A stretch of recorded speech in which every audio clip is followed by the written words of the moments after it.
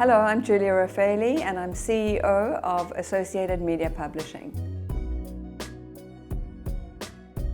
Well, I was kind of born into publishing. My mother started the company 35 years ago, and the conversation around the dinner table was always about the media. I studied undergrad at UCT and went to NYU later to do my master's degree, and I always wanted to be involved in media.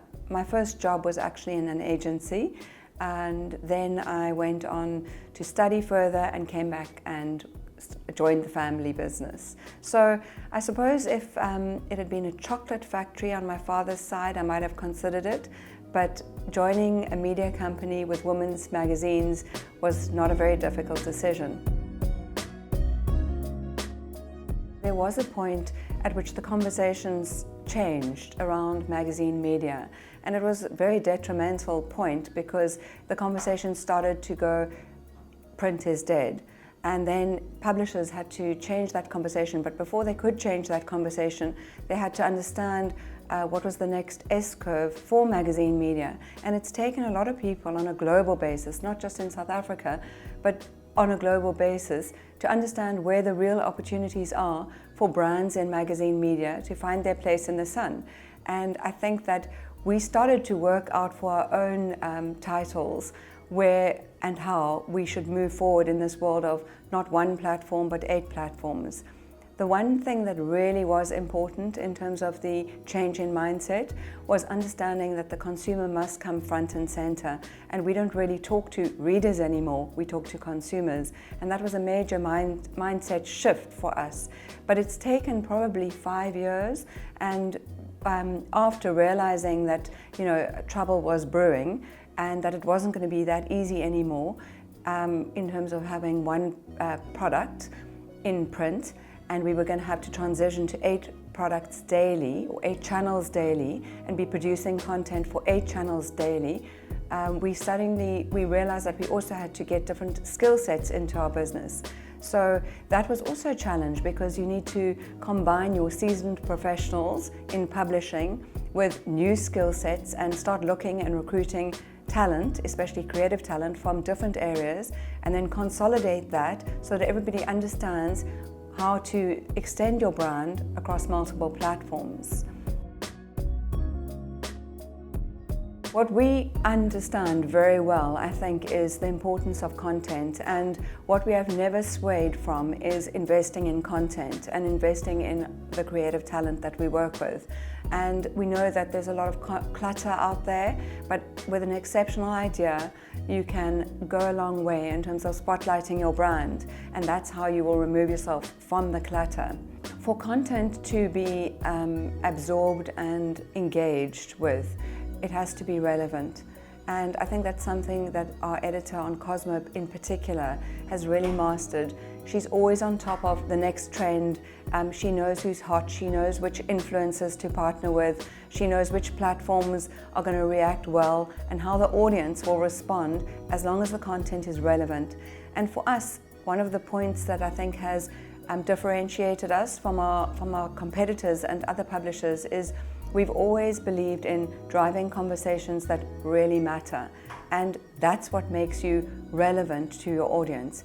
If you are utilizing your brands to drive a conversation that really matters, whether it's around transgender, whether it's around rock the vote, whether it's around Dear Body, and getting our readers to write to us about how they feel about their body, which is a project which we've done for many years around Naked and Marie Claire.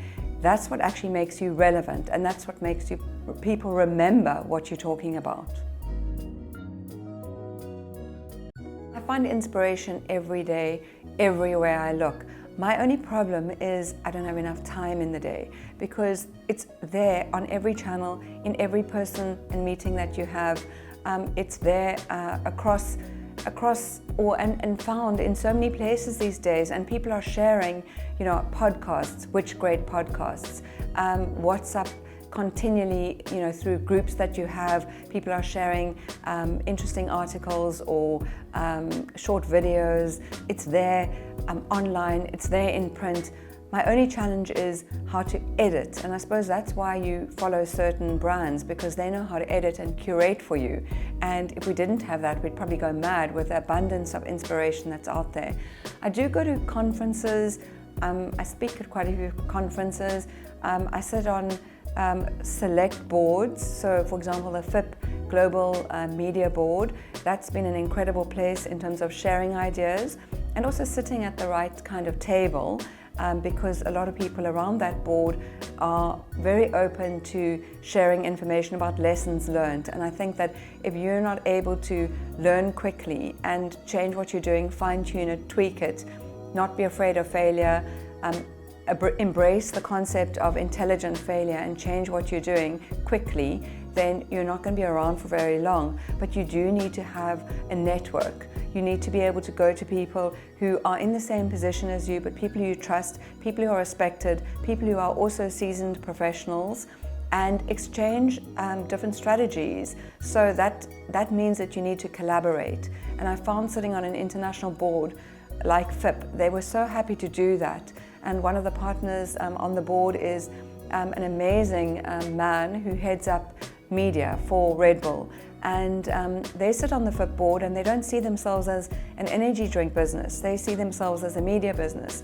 And that's given me a lot of hope, because they're open to collaborating with us as publishers. And we're more than open to collaborating with a company like Red Bull, because they really back content. They believe in it, they invest in it, and they also believe in, by the way, a fully fledged ecosystem, including print.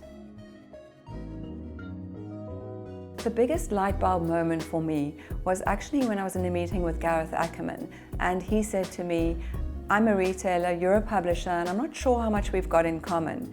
But that made me start thinking, actually, we do have a lot in common, because not only does Pick n Pay sell our magazines on the newsstand, obviously, but also we needed to start thinking about our brand platforms in different ways. And I started to realize that what we've done for so long is curating this beautiful product for our target market and our audience, who actually are consumers. And I started to understand in my own mind that these brand platforms are actually shop windows. And not only should we be showing product and ultimately frustrating our consumer because they won't be able to get that beautiful pair of shoes or couch or whatever it is, necklace, we must solve that problem for them, and we need to enable that consumer journey and follow through from not just showcasing beautiful product, but also enabling our target market to shop directly off our platforms. And then we started to explore this. We went and we looked at different digital tools to enable the shopping off the pages and off our platforms, and we started to explore this. And we did MVPs, and we found partners who would test this, and partners that we could share in the journey and learn from. And we've been doing it for 2 years, and I think it's not that other people aren't doing it, but I think the way that we've done it has been incredible for us in terms of insights that it's provided us with. And more recently, we did a 3-month survey or case study and survey with TFG as our partner. And what we found from that set of case studies was that a piece of editorial content is 10 times more likely to convert to a quality lead than a piece of pure advertising content. And obviously this is like, fantastic, manna from heaven. This is what we've been saying, all our life in publishing. But just to have the kind of proof that brands have got the ability to influence leads, quality leads for retailers, and be a partner for retail in South Africa as it transitions from online shopping at 1.4% of total retail to a much more meaningful percentage, is very important for us as publishers today.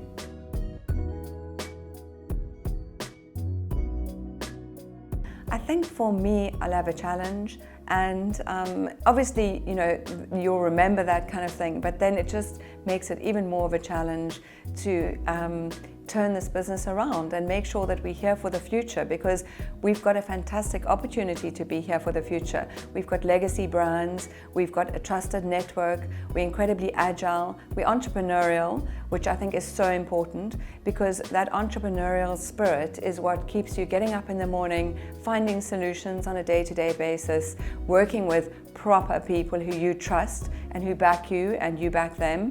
And really, I think, in essence, having the grit and determination to find a way forward, and those are the people and the businesses that are going to survive. I think there are many golden rules, but one thing is to not invest in your product and your people. I think if you stop investing in your product and you start reducing the quality of the experience across any channel, but I've seen this a lot in print particularly, where people have to save money, and we've all had to look at like our cost base, and that's the first place you start. But if you stop investing in exceptional content, not good content, but really exceptional content, and you stop looking for it and you drop your standards, I think that's when another kind of like time to go home, because close the doors and go home, because really I think that's what keeps people invested. I know working with creatives for many years, there is frustration when the business tries to curb the creative's end product. And I think that's something that I've learned to respect as well, is to work very collaboratively with creative people, because otherwise when they get to the end of the process and you've, from a business point of view, changed that creative concept and that idea and how it was executed, that's probably the most demotivating thing for any creative person. So that was one of the lessons that I've learned. And I think it stood us in good stead. I think there's a big opportunity for agencies and publishers to work much more closely together, and we've done a lot of that, especially over the last reinvention and turnaround time, which is about 18 to 24 months. And I think that is mutually beneficial to all parties concerned. And I think the trick is to find the right agency and also to brief them properly.